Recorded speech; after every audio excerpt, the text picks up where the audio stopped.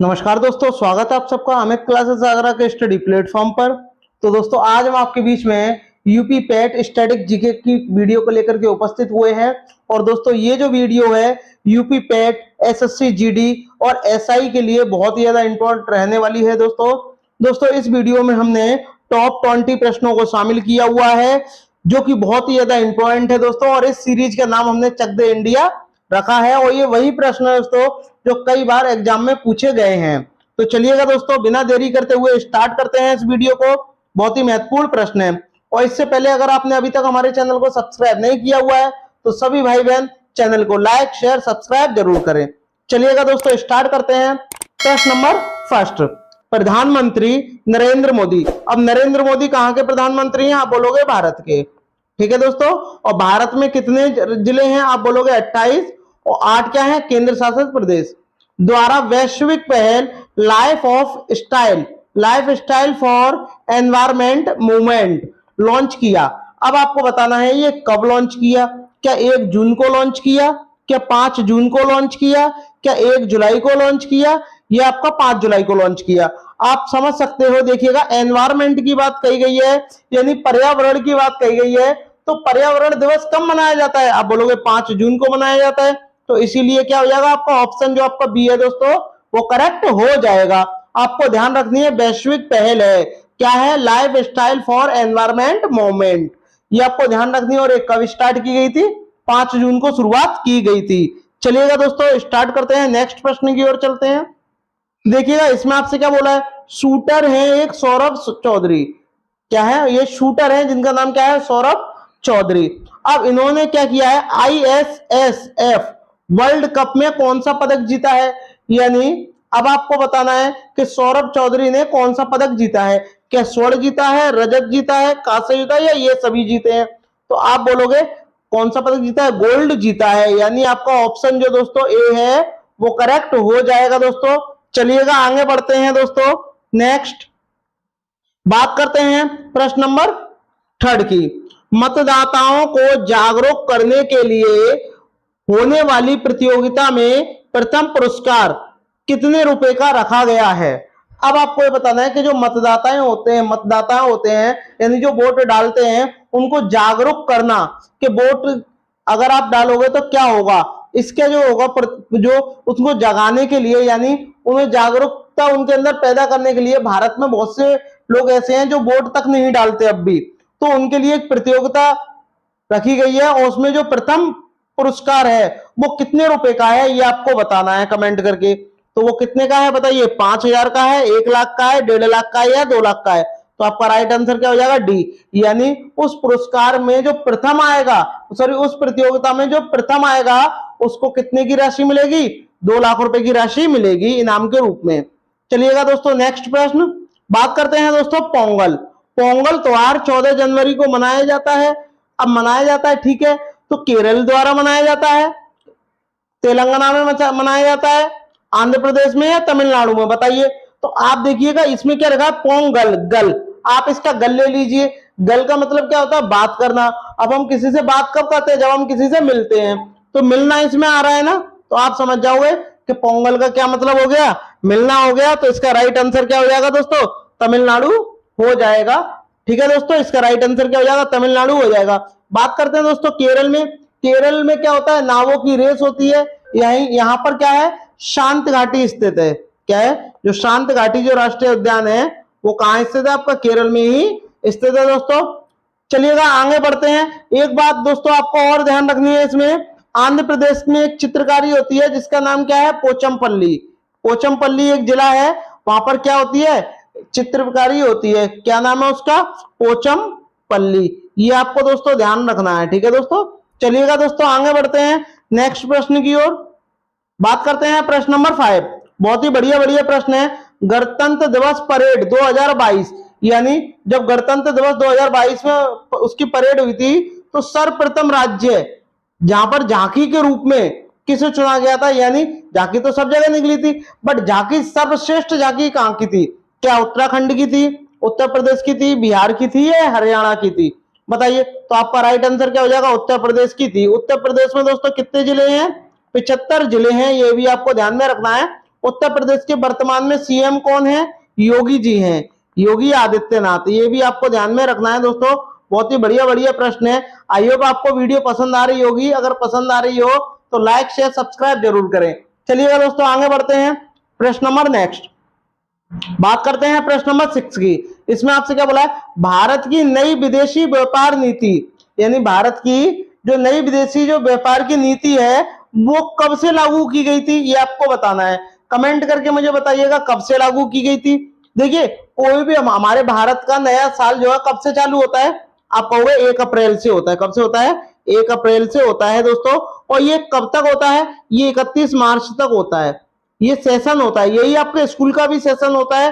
ठीक है दोस्तों, तो कब कोई भी नीति लागू करी जाती है तो वो कब से लागू की जाएगी? आपकी 1 अप्रैल से लागू की जाएगी। और कब की गई थी? 1 अप्रैल 2021 से लागू की गई थी नई विदेशी व्यापार नीति। चलिएगा दोस्तों आगे बढ़ते हैं, प्रश्न नंबर 7 देखिएगा। इसमें क्या बोला है? किन स्टेशनों के बीच, किंग नहीं है किन है, किन स्टेशनों के बीच दिव्य काशी यात्रा ट्रेन चलाई जा रही है? बताइएगा किन, यानी 2 स्टेशनों के बीच में दिव्य काशी यात्रा की एक ट्रेन चलाई जा रही है और वो ट्रेन कहां से कहां तक चल रही है ये आपको बताना है। बताइए, मुंबई से वाराणसी, दिल्ली से वाराणसी, कन्याकुमारी से वाराणसी या इंदौर से वाराणसी? बात करते हैं दोस्तों इंदौर की। भारत का सबसे स्वच्छ शहर क्या है? ये स्वच्छ शहर है भारत का।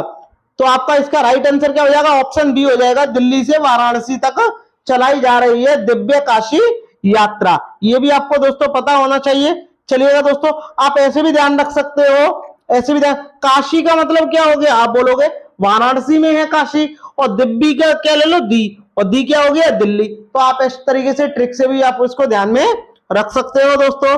चलिएगा आगे बढ़ते हैं, प्रश्न नंबर 8। इसमें देखिए क्या बोला है? भारत सरकार ने पराक्रम दिवस मनाने की घोषणा की है। अब वो कब की है घोषणा, ये आपको बताना है। कमेंट करके मुझे बताइएगा कि आपका राइट आंसर क्या होगा। पराक्रम दिवस जो है वो कब मनाया जाता है? बताइए, क्या 21 जनवरी को मनाया जाता है, या 22 जनवरी को, 23 जनवरी को, या 24 जनवरी को?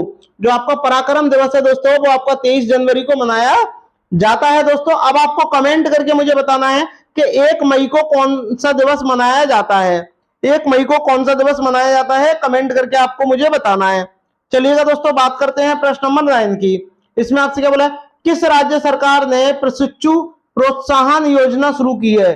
प्रशिक्षु प्रोत्साहन योजना किस राज्य सरकार ने चालू की है या शुरू की है? क्या मध्य प्रदेश ने की है, राजस्थान ने की है, गुजरात ने की है, या उत्तर प्रदेश ने की है? बताइएगा कमेंट करके। तो आपका राइट आंसर क्या हो जाएगा? उत्तर प्रदेश ने की है दोस्तों।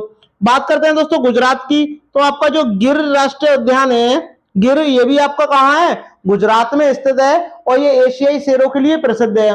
बात करते हैं दोस्तों राजस्थान। राजस्थान में भी कई राष्ट्रीय उद्यान है, जैसे रणथंभौर है, सरिस्का है, केवलादेव है, कई है।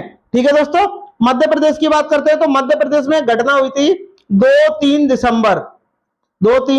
दिसंबर को 1984, जिसको नाम, क्या नाम था इसका? भोपाल गैस त्रासदी था दोस्तों। और भोपाल जो है वो मध्य प्रदेश की राजधानी है। चलिएगा दोस्तों आगे बढ़ते हैं, प्रश्न नंबर 10। बहुत ही ज्यादा इंपॉर्टेंट प्रश्न है दोस्तों, इंडियन। देखिएगा इसका आपका कमेंट करके मुझे बताना है कि इसमें से आपका आंसर जो है वो कौन सा होगा। Indian personality of the year का पुरस्कार से किसे सम्मानित किया गया है? विश्वजीत चटर्जी को किया गया है, आमिर खान को किया गया है, विराट कोहली को किया गया है, या प्रियंका चोपड़ा को किया गया है? बताइएगा कमेंट करके मुझे बताइएगा। तो आपका राइट आंसर क्या हो जाएगा? विश्वजीत चटर्जी को किया गया है। कौन सा पुरस्कार? Indian personality of the year. ये आपको ध्यान में रखना है, बहुत ही ज्यादा इंपॉर्टेंट प्रश्न है दोस्तों, इस बार आएगा ही आएगा एग्जाम में। बात करते हैं प्रश्न नंबर 11। सिंधु सभ्यता में घोड़े की अस्थियों के अवशेष कहां मिले हैं? यानी सिंधु घाटी जो सभ्यता थी वहां पर क्या घोड़े की हड्डियां मिली हैं। अस्थियां का मतलब हड्डियां मिली हैं, हड्डियों के अवशेष मिले हैं। कहां मिले हैं ये आपको बताना है। बनमली में मिले हैं, आपको बताना है बनमली में मिले हैं, या चंदूदड़ो में मिले हैं, सुतका गेंडोर में मिले हैं, या सुरकोटदा में मिले हैं? बताइएगा कहां मिले हैं। तो आप बोलोगे कहां मिले हैं? सुरकोटदा में मिले हैं। और ये सुरकोटदा ये है कहां है दोस्तों? ये आपका गुजरात के में स्थित है। कहाँ स्थित है दोस्तों? गुजरात में स्थित है। ये भी आपको ध्यान में रखना है दोस्तों। चलिएगा आगे बढ़ते हैं दोस्तों नेक्स्ट प्रश्न की ओर। बात करते हैं प्रश्न नंबर 12। बहुत ही बढ़िया प्रश्न है दोस्तों। इसमें आपसे क्या बोला है?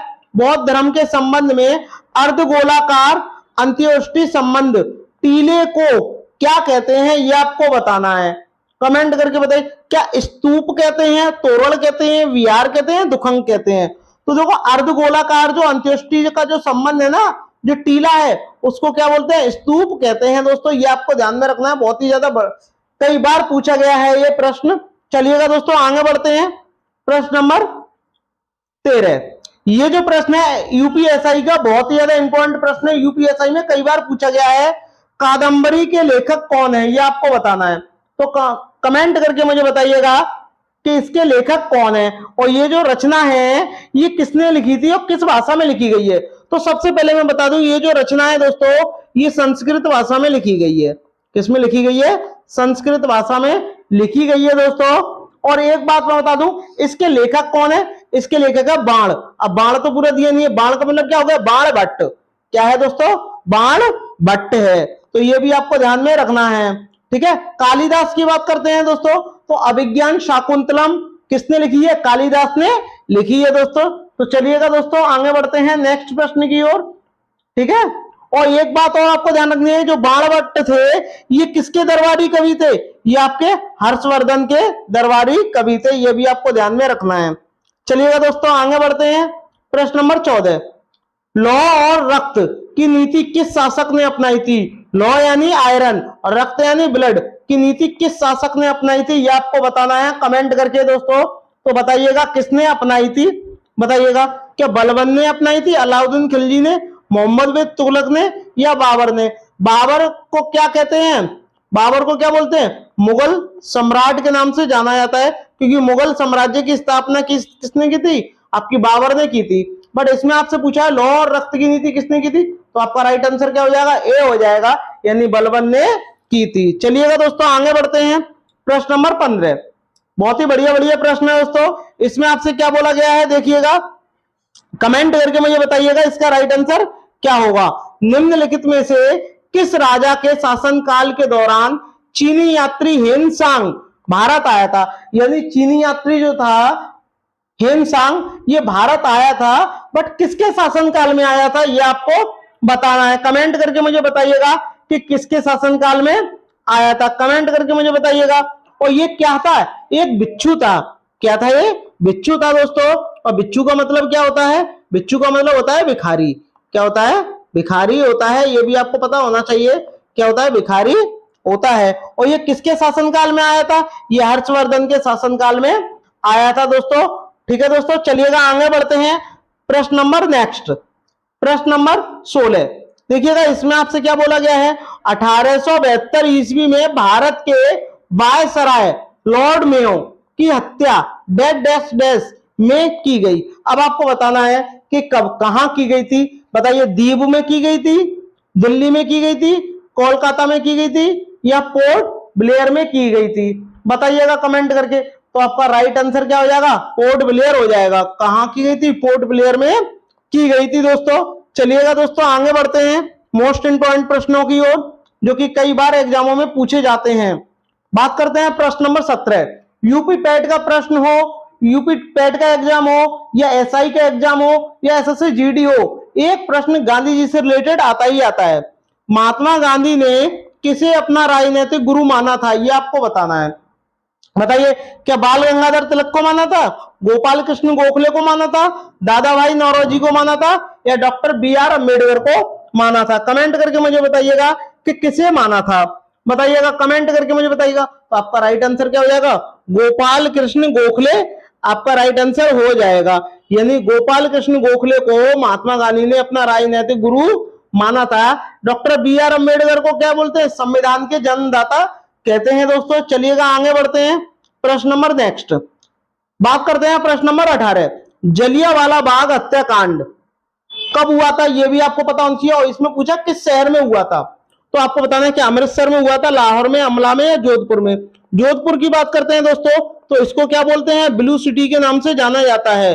ब्लू सिटी के नाम से क्या जाना जाता है? जोधपुर जाना जाता है। और पिंक सिटी के नाम से जयपुर को जाना जाता है।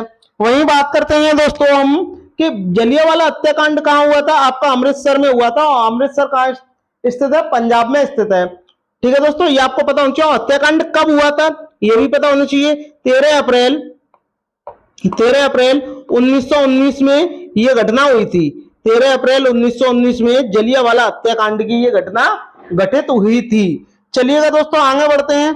प्रश्न नंबर 19। अब आपको कमेंट करके मुझे बताना है कि वर्तमान में संविधान में कितनी भाषाएं हैं? बताइएगा कमेंट करके। क्या 22 भाषाएं हैं, 14 भाषाएं हैं, 24 है या 18 है? बताइएगा कमेंट करके कि वर्तमान में संविधान में कुल कितनी भाषाएं हैं। बताइएगा। तो वर्तमान की बात करते हैं तो कितनी है? 22 भाषाएं हैं। बट मूल संविधान में कितनी थी? 14 थी। मूल संविधान में दोस्तों कितनी थी? 14 भाषाओं का जिक्र था दोस्तों, ये भी आपको पता होना चाहिए। चलिएगा दोस्तों आगे बढ़ते हैं नेक्स्ट प्रश्न की ओर। बहुत ही बढ़िया प्रश्न है। इसमें आपसे क्या बोला गया है कि नामदफा राष्ट्रीय उद्यान कहाँ स्थित है? बताइएगा। क्या उत्तराखंड में स्थित है, अरुणाचल प्रदेश में स्थित है, उत्तर प्रदेश में स्थित है या राजस्थान में स्थित है? तो राजस्थान में कौन कौन से हैं? जैसे केवला है, रणथंभौर है, सरिस्का है, ये सारे कहाँ हैं? राजस्थान में स्थित है। उत्तर प्रदेश की दोस्तों बात करते हैं तो दुधवा राष्ट्रीय उद्यान, चंद्रप्रभा राष्ट्रीय उद्यान उत्तर प्रदेश में है। उत्तराखंड की बात करें तो फूलों की घाटी, मोस्ट इंपोर्टेंट क्या है? फूलों की घाटी है दोस्तों। तो ये भी आपको पता होना चाहिए, फूलों की घाटी जो राष्ट्रीय उद्यान है ये आपका उत्तराखंड में स्थित है। बट नामदफा आपसे पूछा है तो वो आपका कहाँ है? अरुणाचल प्रदेश में स्थित है दोस्तों। तो इस क्वेश्चन का जो राइट आंसर होगा वो ऑप्शन नंबर बी हो जाएगा दोस्तों। चलिएगा आगे बढ़ते हैं। आई होप आपको वीडियो अच्छी लगी होगी। अगर अच्छी लगी हो दोस्तों तो थैंक्स फॉर वॉचिंग दोस्तों। इस वीडियो को सभी भाई बहन शेयर सब्सक्राइब जरूर करिएगा। सभी ग्रुपों में मिलते हैं नेक्स्ट वीडियो में। तब तक के लिए धन्यवाद।